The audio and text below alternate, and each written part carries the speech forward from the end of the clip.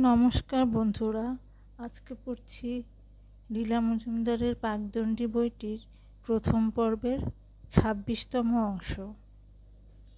লাবান মাসি আর কটি মানুষের কথা না বললে এ কাহিনী সম্পূর্ণ হয় না।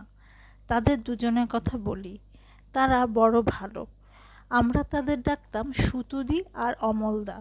আমার ছোট মেসোমশায়ের প্রথম স্ত্রীর ছেলে মেয়ে, ছোটবেলা থেকে মা মরা, জ্যাঠা জেঠির কাছে মানুষ। এরা দেখতেও যেমন ভালো ছিল, তেমনি স্নেহশীল ব্যবহারও ছিল, বিশেষ করে অমলদা। আমার মনে হয় সারা জীবনে যত ভালো লোক দেখা যায় তারা সবাই মনের ওপর একটুখানি ছাপ রেখে যায়। প্রজাপতির ডানা যেমন একটুখানি রং রেখে যায়। সুতুদিদের বাড়ির কাছে থাকতেন বড়দা অর্থাৎ সুকুমারের খুড় শ্বশুর কৈলাস জ্যাঠামশাই। তার ৯-১০টি ছেলে ছিল, আর সবার শেষে 2টি মেয়ে। ওদের বাড়িটা খুশিতে ঠাসা ছিল, যদিও বড় খুকু বলে আমার সমবয়সী ছেলেটা আমাকে মহা জ্বলাতো। নিজে বেজায় দুষ্টু, আবার আমাকে দুষ্টু বলতো। লাবান পাহাড়ের আরও উঁচুতে থাকতো শিউলি বেলিরা। তাদের সঙ্গে আমাদের কুটুম্বিতাও ছিল, ভালোবাসাও ছিল।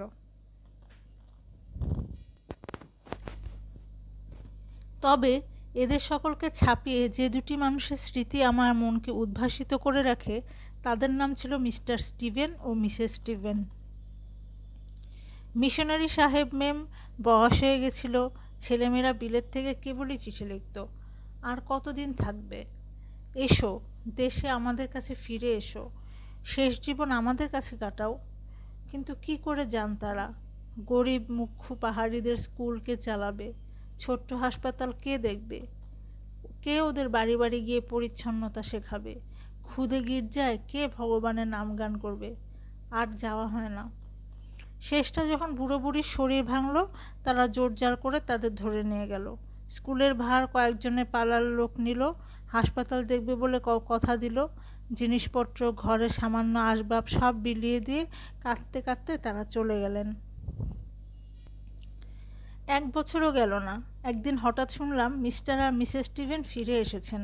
আহ্লাদে আটখানা হয়ে বন্ধুবান্ধব তাদের বাড়ি খুলিয়ে পুরনো জিনিসপত্রগুলি ফিরিয়ে এনে যেখানকার যেটা সাজিয়ে দিলেন। মিসেস স্টিভেন অমনি স্কুল নিয়ে মেতে উঠলেন, মিস্টার স্টিভেন গির্জা আর হাসপাতাল নিয়ে। বললেন, কোথায় যাব? এই আমাদের মনের নিবাস, এ ছেড়ে কি থাকতে পারি? জীবনের শেষ দিন পর্যন্ত ওরা ওখানে ছিলেন। তাদের কথা মনে করে একটা ছোট কালো মেয়ের বুক যে ভরে উঠত, সে কথা তারা ভাবতেও পারেননি। দেখতে দেখতে 1918 এসে পড়ল। সেবার আমাদের বাড়িতে গরমের সময় চাঁদের হাট বসেছিল। মাসিমার নতুন বোধ হয় তার আগেই কলকাতায় ফিরে গেছিলেন। তাদের আশাটা স্পষ্ট মনে পড়ে, অথচ ফিরে যাওয়ার কথা মনে নেই। বড় বড় মোটর বাসে করে কলকাতার দল এসে পৌঁছল। আমরা সকলে মিলে মোটর অফিসে গেলাম। বড়দা, বৌঠান, ছোট জেঠামশায়ের 2 মেয়ে, তুতুদি আর বুলুদি। 5 বছর আগে যখন কলকাতায় গেছিলাম, ওরা আমাদের ওপর কি দৌরাত্মই না করেছিল। আমাদের চাইতে 5-7 বছরের বড়। ওদের শাসনের চোটে আমরা তথস্থ। কাঁদলে বলল, ছিচকাতুনের নাকে ঘা। নালিশ করলে বলতো, নালিশ করলে বালিশ পায়।